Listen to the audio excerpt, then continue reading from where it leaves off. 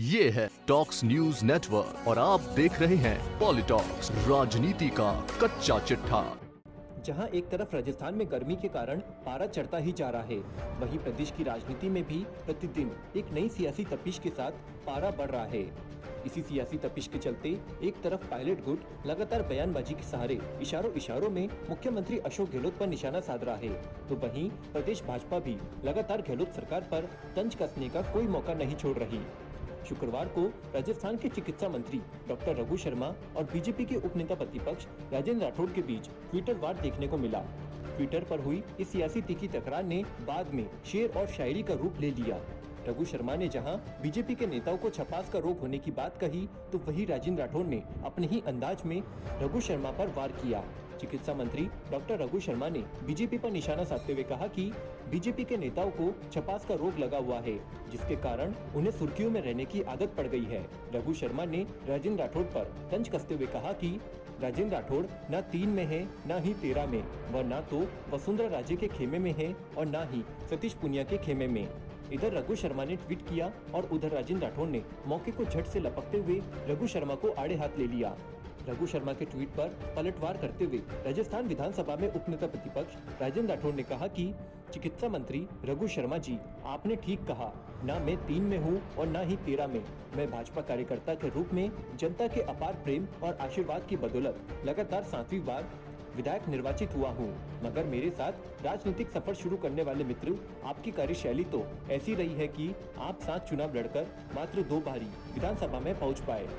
वहीं फिल्म अभिनेता सलमान खान के बॉडीगार्ड शेरा के साथ रघु शर्मा के फोटो खिंचवाने पर तंज कसते हुए राठौड़ ने कहा कि राज्य में कोरोना क्रू प्रबंध के कारण हजारों लोगों के काल कवलित होने के दोषी चिकित्सा मंत्री जी, आप कोटा में बच्चों की मौत जैसी संवेदनशील घटना के बाद रेड कारपेट पर स्वागत करवाने में माहिर रहे और कोरोना में फिल्म अभिनेता सलमान खान के बॉडीगार्ड के साथ फोटो खिंचवाने में व्यस्त रहे।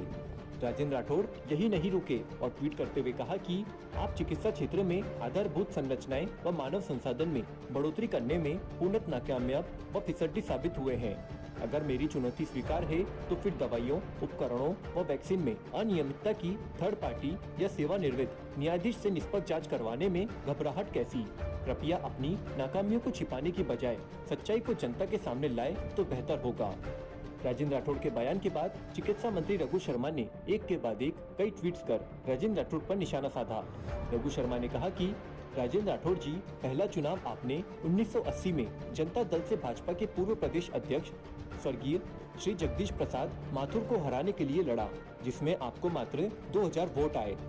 उसके बाद 1985 में ही जनता दल से ही चूरू से चुनाव लड़ा और आपकी जमानत जब्त हो गई। रघु शर्मा ने अपने दूसरे ट्वीट में राजेंद्र राठौड़ द्वारा स्वास्थ्य व्यवस्था पर उठाए गए सवाल पर पलटवार करते हुए कहा कि उसके बाद हुए चुनाव में आप जनता दल से जीते और पार्टी का विघटन करके आप भाजपा में चले गए। मैं 3 चुनाव जीता, जिसमें एक अजमेर लोकसभा का भी चुनाव शामिल है, जिसमें 8 विधानसभाओं से भाजपा को करारी हार का सामना करना पड़ा। आप भी प्रदेश के चिकित्सा मंत्री रहे हो और जब व्यवस्थाएं आपसे नहीं संभली और अधिकारी आपकी नहीं सुनते थे, तो आपको कोटा में कहना पड़ा कि मैं शर्मिंदा हूँ कि मैं राज्य का चिकित्सा मंत्री हूँ।